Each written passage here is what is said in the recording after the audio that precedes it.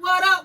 I told y'all it's your favorite coach, your favorite hour on the hour where we're talking everything in sports, your number one spot for sports news. I'm Coach Goody. My boy Julius is in the building, and we are rocking Givin game with Coach Goody. No other than, what up? How's your Friday? We got a little mist out here. It's very much so fall. And guess what? It's the best month of the year. It is October. Yes, sir, Bob. Everything is going on right now, okay? We got hockey starting up, basketball starting up, football, baseball. It is happening right now. So get locked in. Tune in. If you're not loving February, listen. I didn't say you have to be fans of it forever. But just lock in right now. Find somebody to like right now so you can cheer. College football is going on. I mean, WNBA is going on. It's a lot. But that's what we love. We love the sports. We love the tunes. And we want to be watching it. I will say, all month in October, it's going to be something on.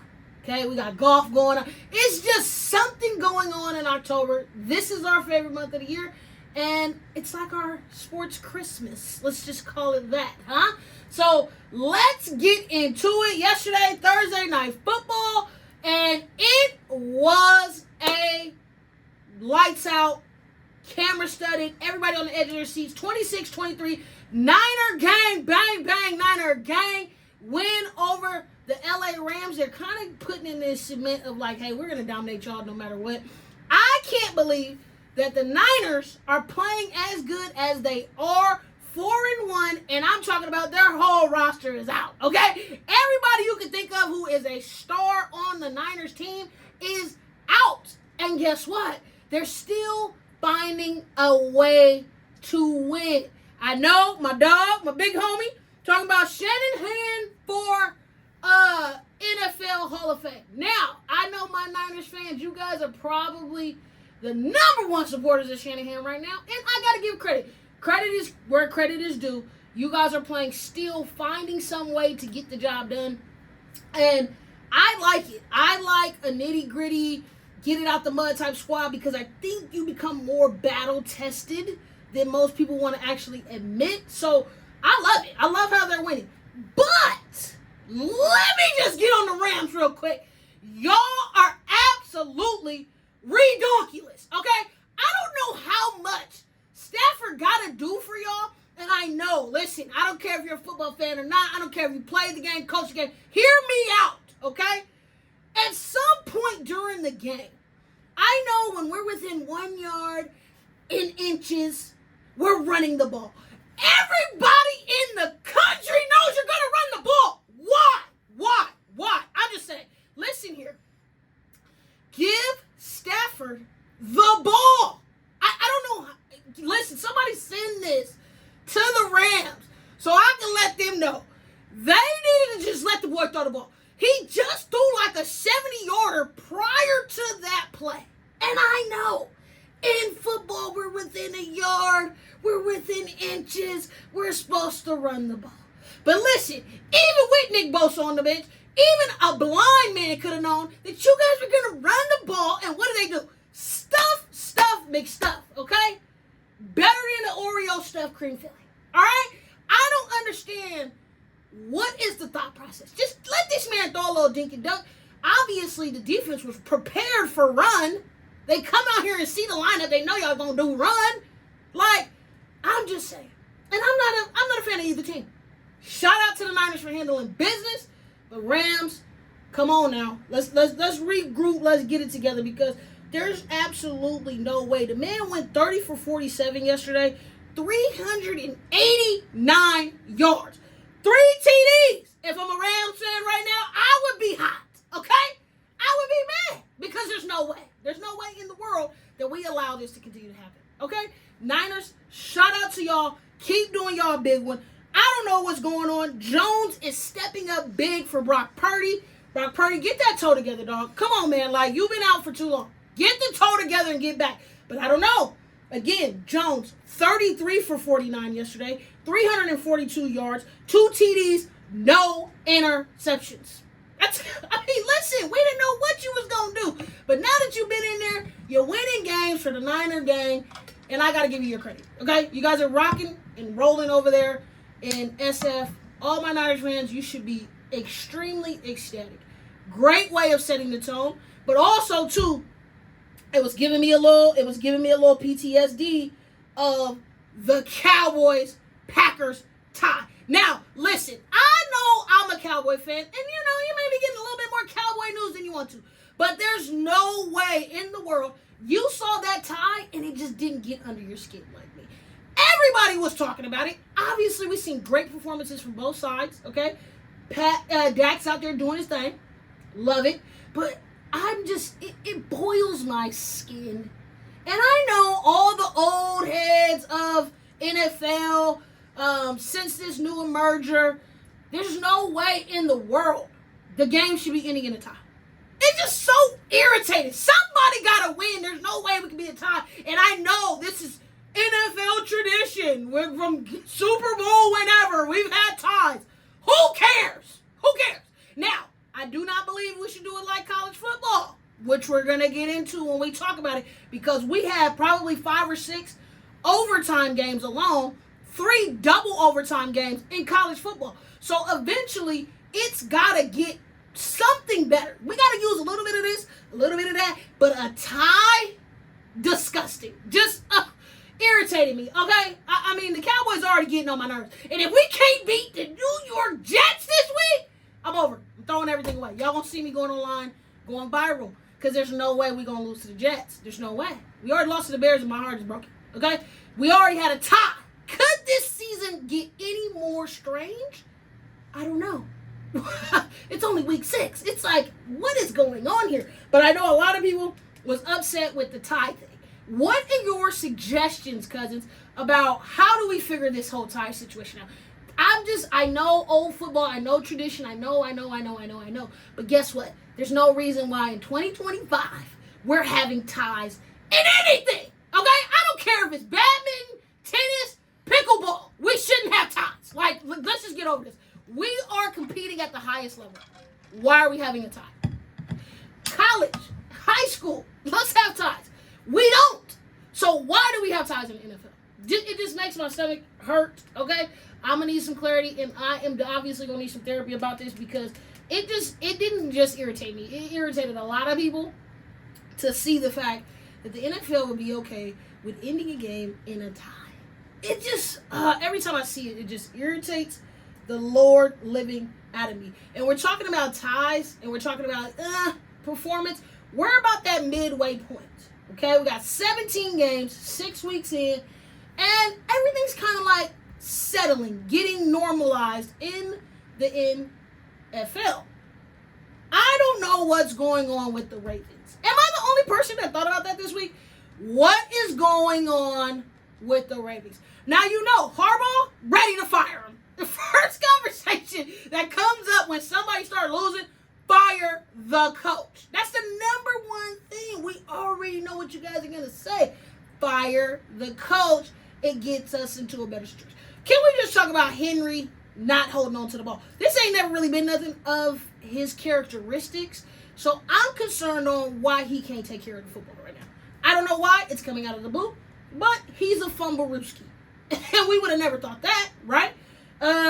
You talk about play. They got the Texans this week. Yes, we know C.J. Stroud. But we were playing the Texans. Ravens, get it together. And again, like I said, Harbaugh, you're 1-3 right now. Nothing's connecting. And the first thing they want to say is fire the coach. We already knew they barely like Lamar Jackson, so they ready to roast him. It ain't even a question about it. They are ready to tear him out the frame because everything is the quarterback's fault. And you're a black quarterback, so we're going to put it on even.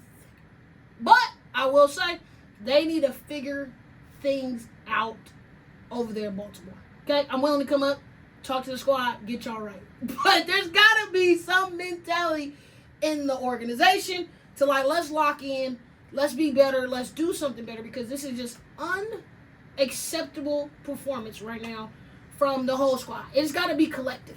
Everybody is trash right now.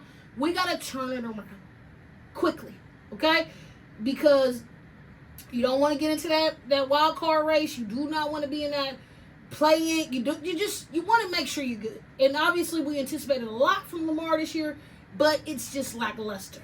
And they got to win games. At the end of the day, let's figure out how to win games. That's going to be very important.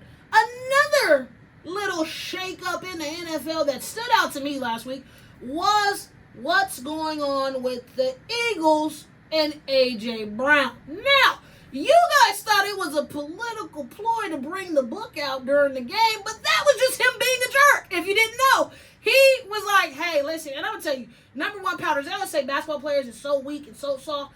Receivers in the NFL and college, prima donnas.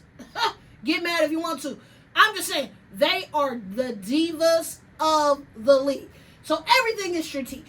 And the Eagles are 4-0 right now. I got to give them their credit. They're playing really well. I know all this hoopla over like Jalen Hurts. He's not that great. Now, listen, it's hard to judge because everywhere he's been, he's had a pretty talented squad, even all the way back to his Alabama days. So I can't really give you a gauger. He's a great team game manager. He has a very talented squad. But guess who's still not happy? A.J. Brown. Now, a lot of discussion. Will he stay? Will he move? What are we thinking, cousins? Because more than likely, I think he's out of there. Get out of here. Because even though you're talented, if you cannot control your emotions, your attitude, just not being a disruptance to the team, then you are a disruptance to the team. You're not an advantage, and we're not using you for everything you need. So either he's going to have to get the ball or you guys are going to have to figure something out. I think when you win, it's easy to like pacify and let it go. But I haven't seen much change, and the boy was complaining about wanting the ball. Give him the opportunity. Not getting targeted like that. And so I can see as a receiver how I'm going to start complaining. But a lot of these athletes, I don't think that they know that they're role models, but I don't think that they really get an opportunity to sit in the reflection of what that looks like to other people, to the people around them, to the young players that's looking up to them, as well as the media and all these other things. We all know as former athletes, former coaches, it's like, you know when you're doing something intentional. I don't care what these fools say. They know when they're doing something to like draw attention, get under the coach's skin. There's so many ways at the professional level that you can do this. So I just see it becoming a situation. I hope that he can handle himself and control himself so that it's not too visible, doesn't impact what he does in the next coming years if he stays with the Eagles or does not. But I don't see it likely. Now, in bigger news around the NFL, the Cleveland Browns. You are up on the docket. And you know why? Because they just find a way to irritate all of us in the football world. Now, we've been watching Shador. It's been a whole lot going on around the Shador name. He's a third stringer. It's facts. He is getting the Bronny James treatment as well. Because you cannot deny popularity, stardom, attention, eyes, all of those great things, right? So we are constantly reporting, giving us live updates on what's going on with a third string quarterback. You guys tell me the last third string quarterback we ever cared about. Never. All right? So now we got all this hoopla over what's going on with Shador, what's happening, and we knew Joey Flacco. I love my boy, but he's 100. Okay? So eventually you're going to have to move on to the side. But now here goes the Browns. Maybe it's for reps, maybe it's for intention. Y'all tell me. Y'all know something I don't know. Enlighten me. But y'all let Daniel Gabriel move to the starter. And then you move Flacco to the 2. And then you keep Shador. Make it make sense. Now, every reporter, every person, oh, Shador's going to get his chance. He's going to get in. When? Because this is not looking likely. And I heard a reporter say, hey, number 2 doesn't get as many reps. He's getting many. He's with the 3s. What kind of quality of reps could he get? And then, not only did they irritate all of our souls this week, but then here goes Shador. Now, I've been a number 1 supporter. I'm sticking beside him. I understand. But when we were talking about A.J. Brown, we're talking about the imagery of athletes and how they handle and how they carry themselves. Now, all of a sudden, here comes Rex Ryan talking about, oh, Shador has been in the back of the meetings, and if I know, everybody knows, and all this other hoopla. I love you, Rex, but we didn't care. We didn't care about that. Again, this is another way the media is just inserting what is going on with a third-string quarterback. Why do we even care? Why are you even making a hoopla about this? Because all of this speculation of he's immature, he's doing this, he's doing that. Got it. Now, when did I see the immaturity? This past week. He gets asked about Daniel Gabriel starting, him staying at the 3 spot. He literally mouths nothing. Now, the first bad decision was the tickets, speeding, getting out of control. But then you do this, and it's like it plays right into the narrative of what they have and the opinion that they have of you. You're immature, you're childish. Now, he did just get out of high school, and I get it. Everybody's supposed to be serious about life. You're a quarterback. But it was like wrong place, wrong time. No comment or give a very team PR comment and let it go. But no, now you're going viral for saying absolutely nothing, looking like a fool, and then they're going to blast that. Now, do I believe he'll get his chance? Absolutely. Do you believe he'll get his chance? Let me know. Call in and tell me, okay? If not, though, it's like if you want this opportunity, you want to change the narrative, you are in control of it, and he's been in so much control of it this entire time, which has been like so impressive, but it's like it's now almost crumbling. And again, back to the same thing I said about A.J. Brown. These athletes are human. Naturally, the emotion, the feeling, the not playing, at some point this builds up, and then you see things like this, where you're just not taking advantage of the opportunity, or could have just been nothing. Make your comment, get through with it, and go on back what you're doing. But there's a lot of speculation, conversation around Shador, and guess what? We've been on almost a 6-month watch of what he's going to do in the NFL, and we're going to continue it. It's not a game. We're going to be paying attention because, listen, my head's hurting. I know some of y'all heads hurting with how they're handling it. The Browns are probably the worst managed as far as quarterback team in the league. 41 starting quarterbacks, and I don't even know how far that went back to. That's ridiculous. Get it together over there in Cleveland. Y'all want to make me get a flight. But I'm still going to pay attention. We're going to keep our ear to the ground on what's going on with Shador. We're going to take a short break and get into the WNBA drama because Neficia Collier has something to say and she had to get it off her chest. So I'm going to take me a water break. I'm going to see y'all soon. Do not lose or change the dial. You're listening to me on 97.5 FM KDEE. It's Coach Goody, and you're listening to Givin Game. What up, what up, what up? We are back for the second half of Givin Game. I'm Coach Goody. My boy Julius is on the mic. And, of course, what else? Basketball is back. Yes, sir, Reba. We already looking at the uniforms. Media Day was last week. So your favorite team is about to start playing, practicing. We're going to keep our ear to the ground and get in Golden One so we can cover your beautiful Sacramento Kings. As, again, I told y'all, the start of the season, very optimistic. Hi, we love you. We want you to be successful. After the season starts, then I'm going to start being real with y'all. Okay? Because I'm going to really know what we need to do and what we don't need to do. But the biggest headline outside of the NFL, Major League Baseball, college, it was the WNBA. And I told y'all, stop sleeping on the Aces. Okay? Back to the championship. Champs in 2022. Champs in 2023. Lost last year early in the semis. But guess what? They're back to the promised land. Asia, 4 of them. And we love to see it. Okay? But in bigger headlines, Neficia Collier called out Commissioner Kathy, and it was raw and uncut. Julius, did you get a chance to check it, see what's going on and all that? Yeah, I saw her comments. Their Commissioner Kathy said that Caitlin Clark was given her platform by the WNBA. Caitlin Clark had a platform prior to. Did you guys not watch the billions and billions of views that she got in Iowa? I thought that was the funniest of all the statements that could have been said. But it was like how it was delivered. This was intentional. I don't really care win, lose, or draw, she was going to eventually get to that point to say that.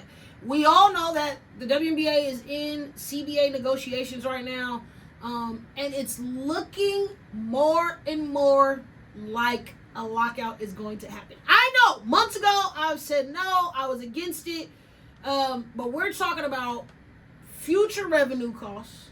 We're talking about increase in the fandom. We already have 5 more teams and cities going to be a part of the league in the next 5 years. So it's like, I get everybody's like, it's not building, it's not making. No, the W, in the last 2 years, their revenue, their increase should be up 200%. There's no way. There's no way. And even with Caitlin being injured this year, still had record-breaking numbers. I can't believe that they would attack the Golden White Hope. But these players are stars way, way, way before they get to the WNBA. Okay? We all know it's a pipeline system here, right? Today, walking in the building, 6 kids just got NIL deals in high school with Nike. They just did a whole promotion. Last month, Under Armour did the same thing, right? So these kids are stars in high school. They're playing for the USA teams. They're playing for the national teams. They are getting all the starters. They go to college. Guess what? College basketball is bigger than the W. I don't care what nobody says. College basketball dominates March, and a big part of that is women's basketball. Okay? So let's get these clear, Kathy. You are a commissioner that's benefacting a lot of your team, but it was more so like her relationships, dynamics, not learning really anything from the NBA, because the NBA loves their players. Okay? They don't care. Now they do some irrational stuff, of course. But like the NBA, how they treat their players, I would probably say the best out of any league, hands down. We know the NFL, they don't care about their players. No offense, Roger Dale. But hey, NFL, no. WNBA, absolutely not. Major League Baseball, follow our rules or get out of here. Hockey, maybe, not necessarily so much. But it's like, come on, dog. Like, treat your players and your organization with respect. Allow them to be in a position to grow, be better. But just appreciation and love is so key. And I'm not seeing it right now at all. Who are you most excited about? Basketball coming back. Are you excited to watch it? Who are you looking for? Who do you think going to be good this year? I'm excited. Hopefully we get in the building to watch these Kings. I'm expecting a play-in season this year. For sure. I want a little bit more from play-in for them, because they've been the play-in champions. Right, okay? They've been the play-in goats. Make the number 8 spot, dogs. Like, come on. I know Julius is a Warriors fan, so he ain't really, he shouted out the Kings, but we want to go see the Warriors too, okay? We want to see how you feeling about Steph and Seth back together again. We got the Curry brothers in love. Do you think it's going to work? It's not going to work? Well, Seth Curry, he's on a 1-year deal, so it's just a short thing. Get him in the building, get another shooter. You have Buddy Hield, you have Steph, you have Seth, you have Moody, you got 4 they got good shooters. They can shoot. You got Al Horford now that he signed, D'Anthony Melton. Man, Al Horford better do something. OG better come in there and do something, man. Because Steph gonna need it. I think I'm projecting a great year from Steph. I feel like after what we saw in the Olympics, after we saw just great moments of just scavenging for his team to be in the playoffs last year, I am very impressed. If he can stay healthy, what does that necessarily look like for him? But I'm excited to see Steph get back on the court.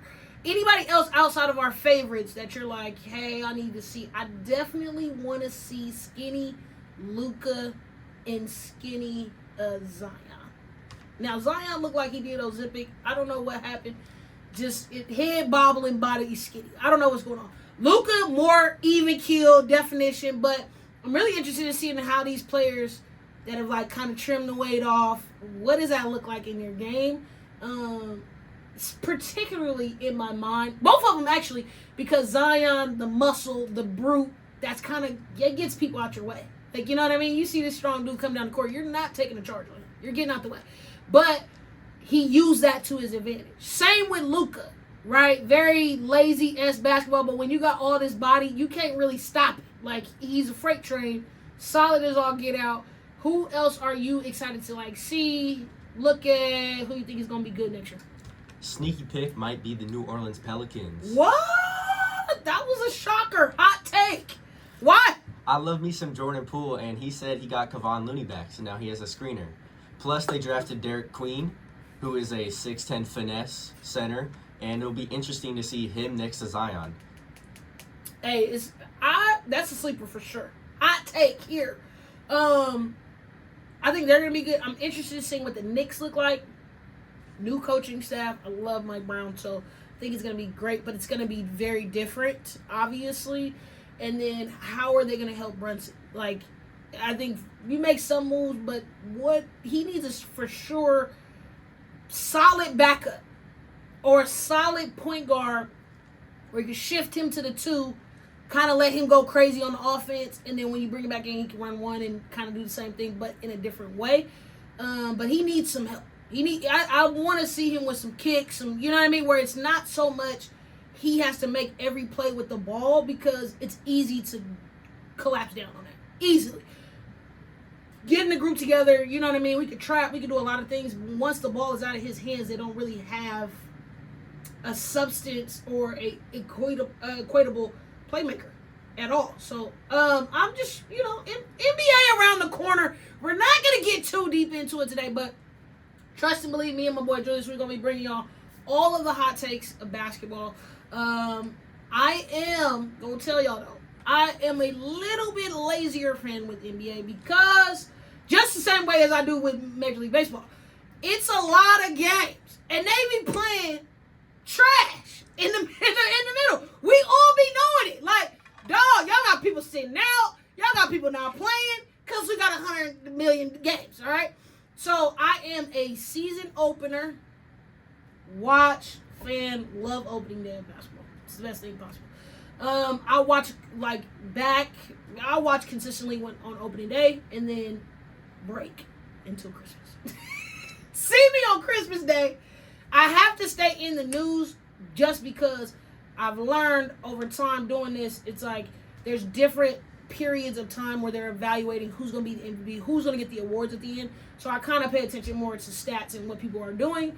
But the games, man, listen, y'all be playing around. It be pick-up-ish a little bit. And I'm tired of y'all sitting out. I just want the NBA. When I get to the NBA and I'm starting rocking on y'all, listen, these fans, it's a lot to go to these games. Stop sitting out all this load management and all this other stuff. Listen, we came to see the greats play.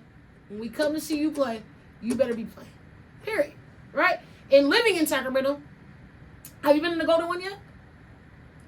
What's in here? Yep. Yes, love the atmosphere. Okay, dope, right? Now, Honest Kings, we're Sacramento. There is also another level of aggressiveness to, like, have other fans there. More fans than potentially Kings fans. Obviously, we got a lot of Lakers fans, a lot of Warriors fans. So, when you go to the stadium, you see the other fans, right? I feel like when everybody else, you go to see a Philly game, you see everybody out there Philly. You know you got a little small portion, but I don't know what it is here. People just love to come and disrespect us. Whether it was Ja Morant, the game was sold out. People wanted to see Ja Morant. People were in there, Memphis jerseys. I'm talking about Lonzo Ball was another one. Everybody wanted to see Lonzo Ball. Go to the game, everybody got on Charlotte jerseys. People had on like his high school jersey. I'm like, hey. Respect the Kings, okay?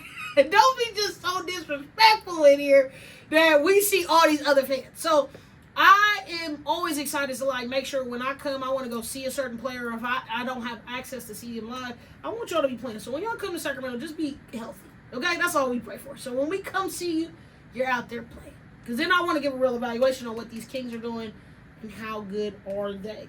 College football. Actually, before I get to college football, let me just tell you, baseball is the real deal. If you ain't cheering for nobody, find a team to cheer for. There's only 4 teams, and it's a great time right now.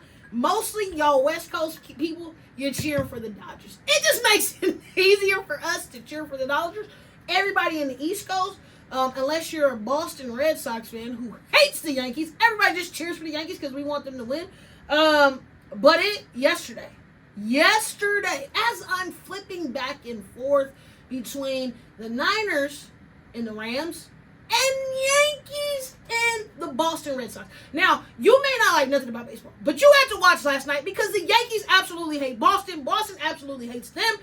This is a rivalry that's probably one of the top, most best rivalries in sports. You got to give it to him. Yesterday, this boy got on the mound. And you know, it's just to have a young man, Cam Schlittler. Oh my God. Rookie from Double-A. Now, mind you, Double-A is below Triple-A, which is below the majors. So he had to go up 3 levels this year to pitch one of the greatest pitching outings he's in Yankee Hall of Fame. 12 strikeouts yesterday. Completely wiped out the Red Sox. Ofer gave them a goose egg. The boy was on fire. I'm talking about the 2 seam, 3, 4. Every pitch he wanted, he was getting it. Okay? Complete domination. Shout out to the Yankees for winning back-to-back. But now we got American League and the National League finals. And it's the Yankees versus the Blue Jays. This starts tomorrow. Detroit versus the Mariners. Of course, I'm cheering for the Yankees. I need Aaron Judge. Man, they just look so happy to finally, get over that hump. It's nothing like beating somebody that get on your nerves and they've been blocking you from your success. But I'm cheering for the Yanks. I want the Mariners to win. Obviously, they got the man with the master plan. I want to see what they're going to do. Cubs versus the Brewers. There's no way in my heart as a White Sox fan I can cheer for the Cubs. So we're shouting out the Brewers today. Y'all better do something. The Cubs don't play great in the wild card. Love to see it. And then the Dodgers and the Phillies. And I think that's going to be a game. I just cannot wait till y'all I think Shohei's going to dominate. I don't know what in my spirit just says Shohei Ohtani is going to play lights out in this series. I cannot wait to see it. It's just, when you get to see talent like that, number one on the mound. Obviously, we see what he does dominate. But it's the domination with the bat that makes him like this freak athlete. And we've been seeing a lot of freak athletes, but this one is like maintaining it. And can the Dodgers run it back? I think they said the last team to run back-to-back was the Yankees. And that was over 10 years ago. It is very hard to go back-to-back. Let me just say that. But it's also, I probably would say the odds are higher to go back-to-back in the NFL and Major League Baseball. I think those two probably are the hardest to run a back-to-back. But a back-to-back, regardless, shout out to you, Drake, for coming out with the song, but it's hard in general. I know a lot of people be like, oh, the Lakers did it, Boston did it, all these other things. Duh. Do you know how good their teams were? And to do it back-to-back it just takes a lot of special wind in the atmosphere to go in that favor. But we watch it. So if you're not doing anything Saturday, make sure you tap in and watch some baseball because it's just playoff baseball. It's just electrifying. You're not doing anything, watch the game for a little bit. 5 seconds in. And usually I get a lot of the time, baseball is boring. Sadly mistaken. Not even close. A lot of it is just knowing what's going on. But even if you're just watching, watch the team hit the ball and make some plays. That's spectacular within itself. Because right now, everybody, again, playoffs, everybody's playing hard. Everybody's playing good. Everybody's managing good. Like, you see the best of the best from the coaches, from the players, from the staff during the playoffs. So, we're going to be watching. We're going to be paying attention. We're going to be in the news. But I wanted to get, Julius, I've been put into a situation this week with high school sports. And I think it's a conversation to go college. You can go in high school. Also, too, when we were talking about coming into the studio today, about like the young players, their mentality, the Ace Baileys, the Shadors. There is a definite shift in culture. And I'm going to be honest. Come up, watch, you watch the eras before you. I'm obviously in my own era, watch the era after that. And I'm watching, a couple eras after me. Sports in general. I think I'm seeing a lot of great things, but it's becoming very mid. No offense. Everybody wants to be cool, fashionable, fun, and do something that they love. Like, this is obviously turned into a career, like working at McDonald's. Nothing is like making these kids, these players, be special out of, like, even now when I was doing the ranking and I was looking at it and I was like, okay, we got a lot of 4-1 teams. You know, we got a couple undefeated teams in there. But it's like, how do we get players to lock in, but also be able to play with, like, this level that they need to? I think it's some amazing talent out here. But you could also say, like, the level of competition is just, it's not like it used to be. I could definitely say that. Now, I get put into a post about transferring. All right, how do you feel, Mr. Julius, about students being able to transfer either at the high school level or college level? What's your take on that? I feel like with everything, it's all about moderation. Sometimes these players, and they're incentivized by these teams too, to just hop from program to program. And college, it's to get another bag. You get a 1 year, then get a bigger 1 year, then get a bigger 1 year, and that's how you have these people playing 6 years of college football. Lots of people competing to try to play 7, 8. Yeah, and it's just not a good culture or environment because you have these 26-year-olds playing against 19-year-olds. Yeah. And I supported players getting paid because they were being exploited. Yeah. They made these colleges programs so much money, but they didn't put enough regulations on these programs. No. And it's just the Wild West out here where you're throwing bags and bags. It's like, Oprah, you get a bag, you get a bag, you get a bag. Yeah. Everybody getting the money. And we saw it, like, with Tennessee and UCLA. Obviously, like, you left to get a bigger bag. You're trash this year. Fired the coach. Totally different situation. Especially on the high school level, I definitely think it's a difference between, in our state alone, we have a very big state. So you got Southern Cal and Northern Cal. They kind of functioning as the governing body. And a lot of conversation is like, do these players... I think anything with regulation is better, obviously. Like, let's modify it, let's get it better. But, like, when we're talking about these high school kids and y'all not letting them transfer and all these other things, this is just my philosophy as a coach. You can't recruit my kid if they are not open. There has to be a reason why this kid wants to leave. And it's never just because, oh, you're playing and you're getting everything in the world and now you just want to leave. To go, rarely is somebody telling me, hey, I'm going to this school, or I'm transferring, or I want to transfer because they are just so much better than the school I'm in. You get a percentage of it. But usually, the kid is unhappy, the family is unhappy, something is not going their way, they're not playing, something is a disconnect, right? Even, I've seen in the past few years of covering the city, it's like, it don't matter if they winning or losing at their school. If a student athlete is unhappy, they're going to find a way to get out, period. So it takes a lot of the onus of, like, yes, kids want to transfer, kids want to leave. But it's like, how am I getting treated here?